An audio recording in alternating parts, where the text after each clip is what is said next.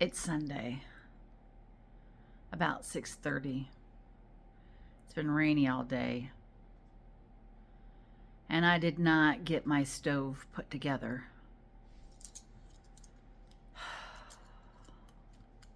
My day kind of got shot. My plans kind of got shot. I am looking for a job at the moment, so I've applied for the last 2 to 3 weeks for a variety of jobs. And through some of these companies anymore, you have to apply through the big corporate whatever, and then the big corporate makes the decision. The people who are the managers at these local places never get to make the real hiring decisions. In some respects, it's a shame because they're the people who see the people. You just can't walk in really anymore and say, I'd like a job. Merit point.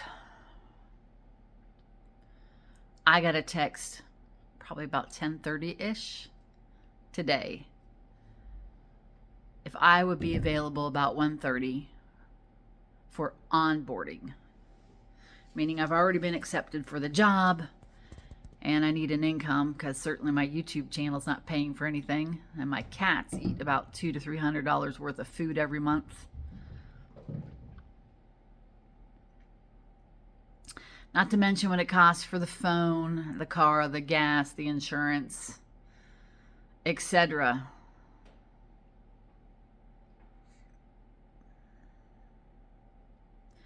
Merit of the point is I went into the onboarding and I didn't get back until about 3:30.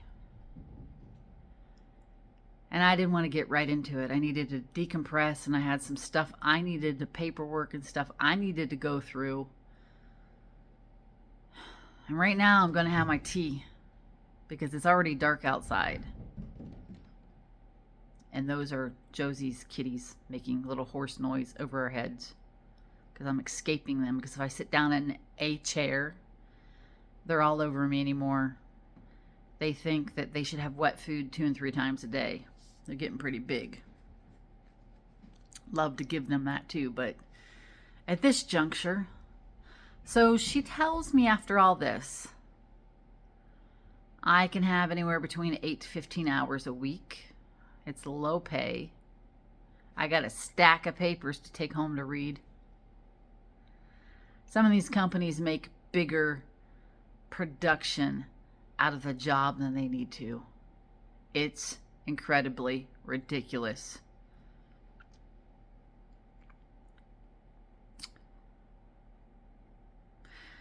So, it doesn't start for about 2 or 3 weeks yet.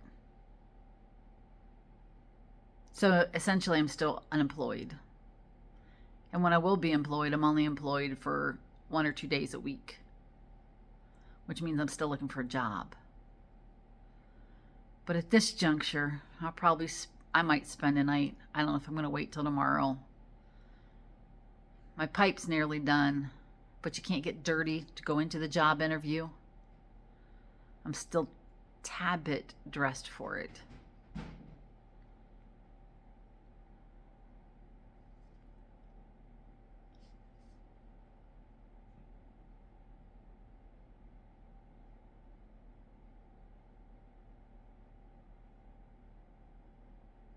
I have things I'm thinking that I don't want to say in a vlog.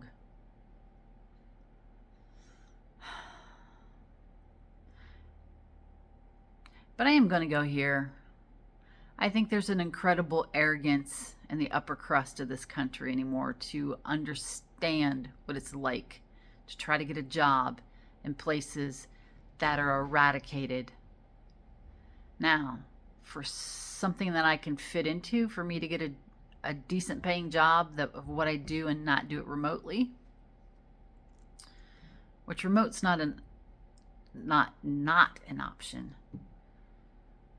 But again, I spent like 3 hours on my resume, so there's an incredible process that goes through that, and then trying to keep yourself not from going to depression because your money's waning so fast. I mean, what I was getting paid in my last job, I didn't have any savings. I was able to maybe get one little meager step ahead. I still have a landslide of stuff I need to do. And that's why you're watching my wood stove renovation. And the question of whether that little stack over there is going to get me through till I can get some assistance for my next heat, wherever that's going to come from.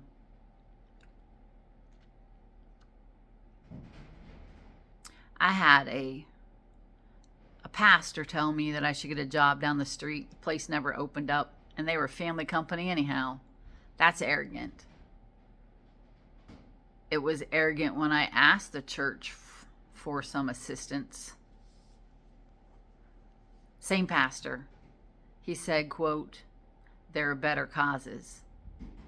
I didn't even have a car at the time. Still the invasion going on.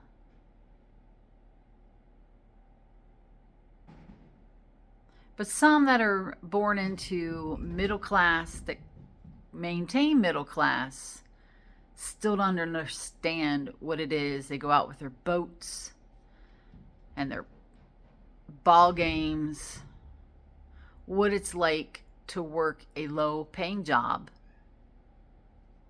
to go to the store to buy your goods, the goods that come in from other countries. Even if you manufactured here, it would still be an upper crust manufacturing job, because I don't want to work for somebody who's going to break my bones constantly for undue stress.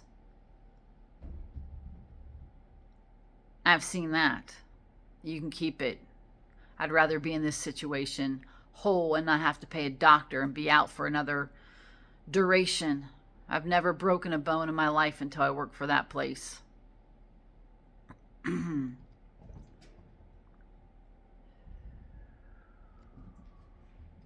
it's the way they're managing. And so you see people stuck in jobs that they can't get out of. And you see people stuck in towns that are eradicating that they can't get out of. And the United States spends its money overseas. Now, I don't want to get into this argument because there's poverty all over this world. And you could say that there's gross income for people, like multi-millionaires, billionaires. But I'm going to tell you, if I consider myself a multi-millionaire, if I had lots of money and I decided how much people I could help with that money, your houses are $100,000 now. $100,000 for a house. That's not the upkeep. That's not the property tax on it. So what, you buy 10 houses and then you're flat broke for 1 million. $1 million's nothing in this world anymore. The generation that is growing up today is going to be so displaced the world over. And so it's really time for a new conversation. I don't want to hear anything from the millionaires and the billionaires and the 100,000aires. Anybody's getting 60,000, 70,000 and you are on a vacation, I don't want to hear from you either, complaining about what we need to do underneath to own land, to own a house, to have clothes on our back, to put heat, and not have to go to, you don't have anything, or you can't get anything, or it's so extreme that people are stealing from you. I don't know how people who hack look right at you when they're hacking, watching you suffer, knowing you're suffering, and don't have a conscience about that. That is the definition of a psychopath. You see what you're doing to somebody else by taking food out of their mouth. My kids don't exist because someone took all my money. I have to go to these jobs because someone took all my money. And I'm going to get into the invasion of my life. And I'm spinning about that, but I'm not going to do it in this particular video. There's a connection of things in this world. And I'm going to touch on this. Biblically, this is Armageddon.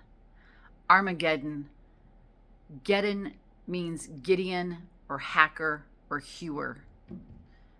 And it wasn't going to come any other way, because Jesus says the things that were coming could not be seen. So you're hacking. This is your final test to see what you would do if God gave you amazing power that your word could just produce anything like him. Because that's where Adam and Eve started, to be like God, right inside Genesis. To be like God. And when God granted to the apostles the ability to cure diseases, etc., Simon misspoke out of his anger. He wasn't able to control it. Simon Peter. And he literally sliced a guy's ear off. Either he made him deaf or he sliced it, and Jesus had to put it back on. It says the word of God is sharper than a double-edged sword, and it's because of that. So you've been giving this great opportunity of these tools that can do amazing things, but it's all what's up here and in here. I would much rather suffer in this world and never hack anybody than hack and have a little bit of food and then get a judgment day that sends you to hell. That's your fallacy. You're listening to the devil, who's going to tell you that hell doesn't exist. And yet, amazingly, everything that exists in this world just somehow created itself. There was no logic in it. The New Interpreter Study Bible, I think it might be in Isaiah, that starts to get into the things that were made visible or manifest, known. You know, they could see that there was an order in the stars, and so they said it's plain, but you ignore that evidence. My heart's right.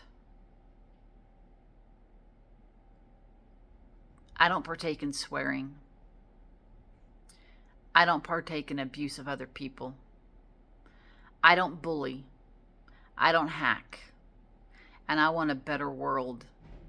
And you can't have a better world if you do any of those things I just named and then some.